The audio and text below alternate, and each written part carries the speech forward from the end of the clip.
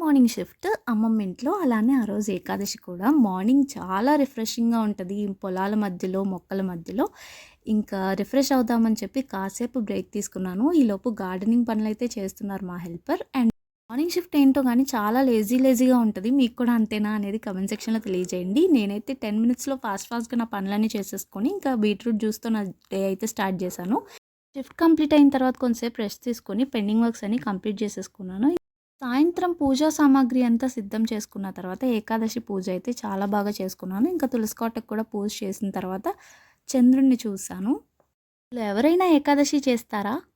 సాయంత్రం అప్పుడే సూర్యాస్తమయం అవుతున్నప్పుడు పొలాల్లో చాలా ప్రశాంతంగా ఉంటది కదా! నేచర్ చూడ్డానికి. పర్సనల్ వర్క్స్ ఉన్నా, ఫెస్టివల్స్ ఉన్నా ఫస్ట్ అయితే షిఫ్ట్ టైమ్‌లో ఇన్ టైమ్ వర్క్ కంప్లీట్ చేసిన తర్వాతే మిగిలిన ఏ పనులైనా చూస్తాను. సో, దీనివల్ల చాలా పీస్‌ఫుల్‌గా ఉంటది. స్ట్రెస్ కూడా తగ్గుతది. Thanks for watching. బాయ్.